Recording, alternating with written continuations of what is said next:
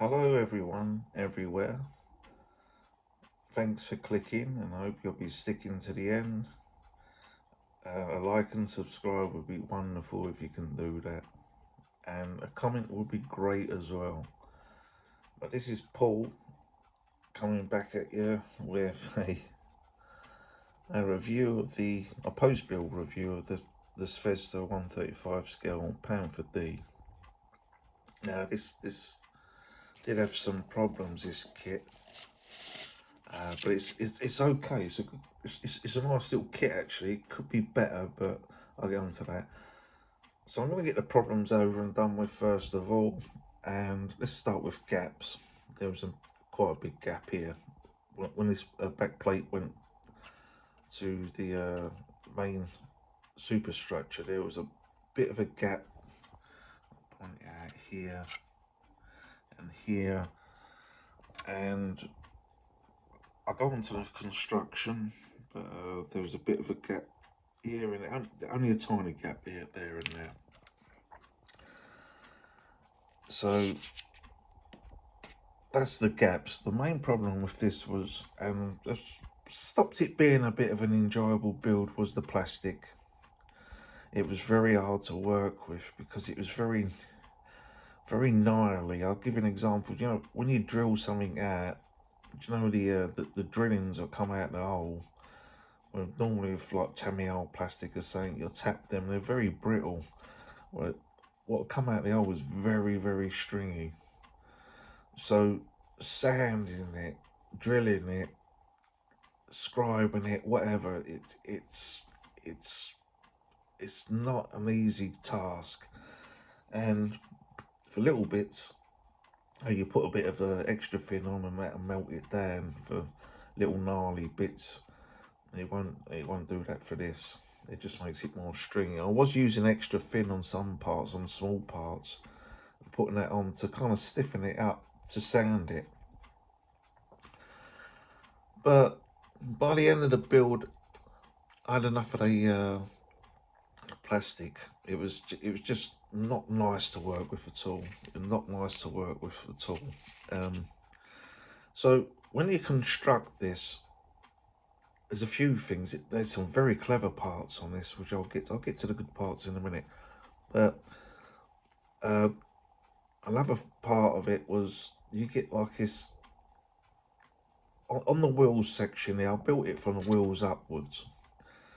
There's like a I'll describe as a cage. This is part of it here, and that sits flat on the wheels, and then the main superstructure sits on this cage.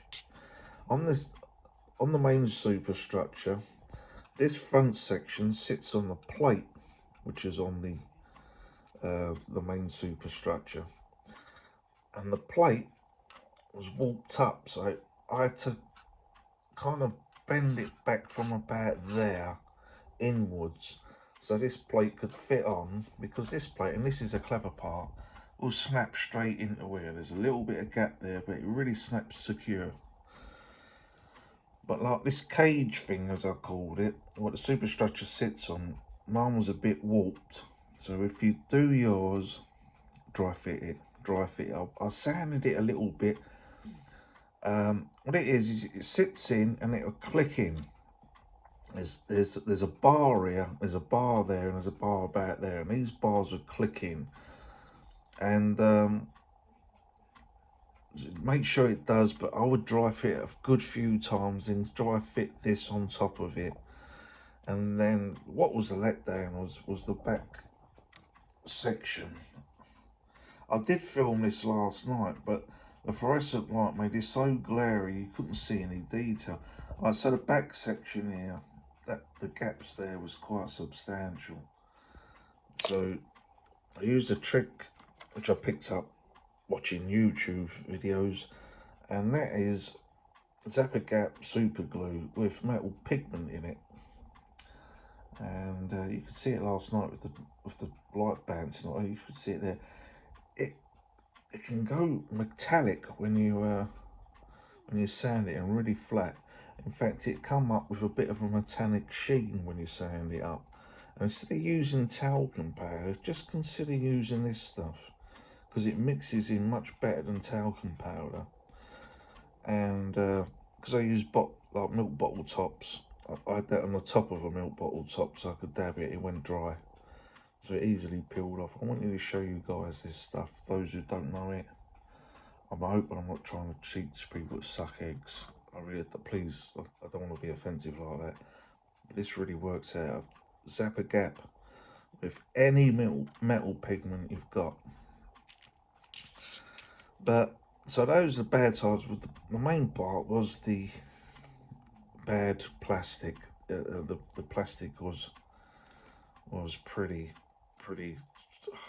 tedious. It really became tedious in the end. So the good parts of it now, that cage thing where it sits on, that is a good part. Mine was a bit warped. It's a really good idea to start snapping all the superstructure together. So I'll start from the bottom with the good parts. The tracks. The tracks are really wonderful. Now you put them together in such a way. I'm trying to find. I did have a piece yesterday. I was right. Anyhow, you got the guide arms and the outer part of the track. I should have a piece here. Never mind. And they went together really well. You kind of fix the track together, and then you separate them like the main body of the track, and then you start doing the guide arms. Now with the guide arms, they just clip in together, and they clip right over the track. And then you put the centre of the track, and really lovely, really impressive piece of engineering. Can't find any. And really went together well. This was Lincoln Let, so this piece was one long piece what comes in. Then you have to do 56 pieces of it, 56 or 58. Now do look at the instructions. Do look at the instructions. One thing, the instructions are okay. They're not crystal, and so really follow your instructions, guys. Because being in my first Panther for years, and I don't know how I've done this, I messed up these wheels on this side. I had this wheel here, and so it was niggling me. It's the way the instructions looked at. It weren't good. Anyhow, long story short, I cut all them off. I had to cut them right off, and then replace them. What I had to do is each part of it, I had to drill out what holds the wheel. You know what you glue on, and there's a part that comes out like that, and then you're going to put your wheel through here. Well, I had to drill each part out, and I ended up using cocktail sticks or toothpicks, sharp end, a bit like what people do with when they make a plug out of burr from a sprue.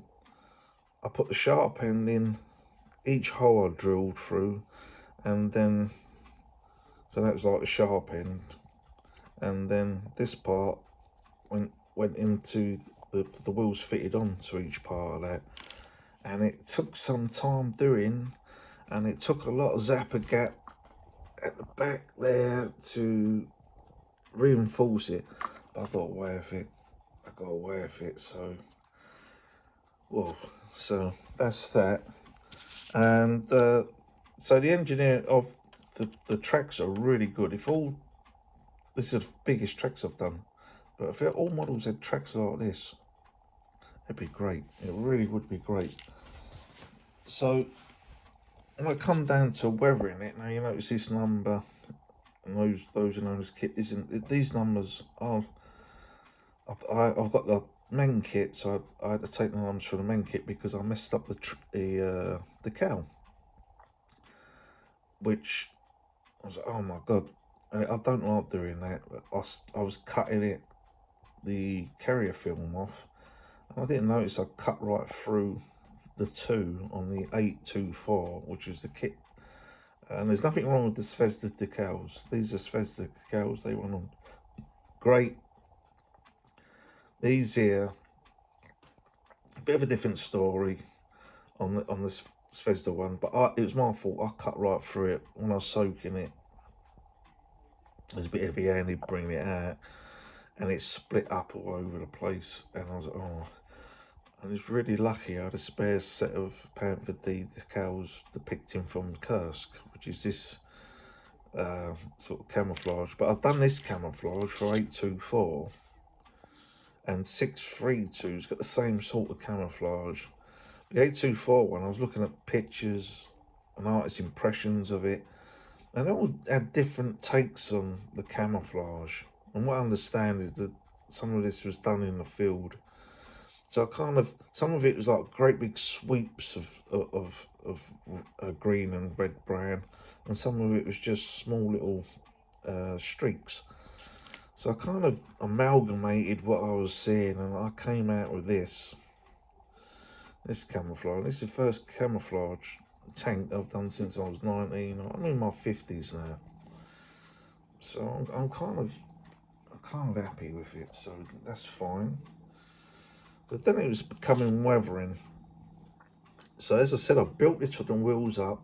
I covered, when I finally got over my drama of the wheels, it weren't the track's fault. I messed up the track, but I took the track apart again because I put too many links in it. I had to get it back again, so that was my fault. And then when I was finally done, I just give them an initial paint up, and then I'd cover them in tin foil so I could get on with getting the upper part done. And the upper part done was kind of basically painted in the field yellow, German field yellow. I took the tin foil off, and then, you know. Another thing on this is you get a great interior in the turret in this. A really, really nice interior in the turret. This hatch will pop out, so if you want to show that off. And this hatch, I got a Dragon photo etch set, which is Edard's set for the Dragon Panther D. So, and these handles here on the Zvezda, the plastic ones are a little bit out of scale, a bit big. So luckily enough, the Dragon ones had these. So I popped them on. I popped the grills on, and these three fellas here. You don't really get a lot in the set, but it's just enough, and it fitted. It fitted fair enough. It fitted fair enough. So if if I would get a photo etch set for this, if you can, it's always worth it. Also, I had a set of Panther cables, so I used them. So that was the painting, and the mess up with the decal, which split right through, my fault. So luckily I've got the Meng one, so I used that for that. And we're going to weathering. So the weathering was done. I kind of done some chipping in oils. So this thing was in the field. These turned up new. And the first time the Panther turned up, as I understand, en masse, was at Kursk, which was in summer. And so I wanted like a dusty look from going down the old, well then Soviet Union, now it's Ukraine, in the Kursk region. And in the summer, wheat fields, dust, lots and lots of dust.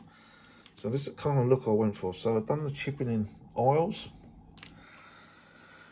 I used some washes, as you do, and then I used a lot of this flory stuff. Actually not a lot. Now, this stuff is clay suspended in liquid or water. Very clever stuff.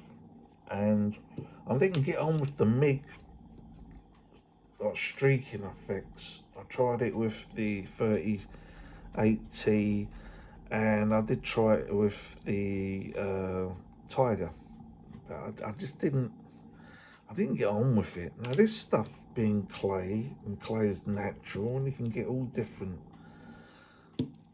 colours, and you can mix them together because they're totally water based. And I tried the old dot method with the oils, and it was okay, but again, it just something about it which I just didn't get on with. So I tried these. First of all, I went this way with the sand one, and it really covered it. And this stuff will cake. It's very strong. It will cover a lot. It's designed to go into aircraft, so you put that across the entire P-51 or Spitfire, whatever. That will run into every panel line, and then you have to really wipe off what you don't need, and you have to a little bit of elbow grease with it, because this will stick. It's really good. If you wanted these wheels caked, so like you was doing a desert thing or anything like that, or even a dusty place, if you wanted these caked in dust, I think it does dust, but in sand and that, this would do it, and it would look really natural. So I was using this as a filter and putting it down and letting it streak down itself, not putting a lot on. Now I was yeah, what I was using was, these are two milk bottle tops glued together, and there's some of the stuff there, which is, it can dry out. You put water to it, it'll reactivate. But you don't want to put your brush in the bottle and whack it, and you're asking for it. So putting a bit here, just dropping it, letting it streak where if it wanted to streak, I was letting it do what it wanted to do. And then I started getting somewhere. It took a few applications, walk away, let it dry out and that. And then when I weathered the track with it. I'm really happy with the track. I weathered the track with Florey's clay washes and good old Vallejo track wash here and there. I put the track wash, where you see the rust again, so the track come out really well with this stuff, because it just gives a really dusty effect, a really grimy, dirty effect. So I'm really happy with the track, really happy with the wheels.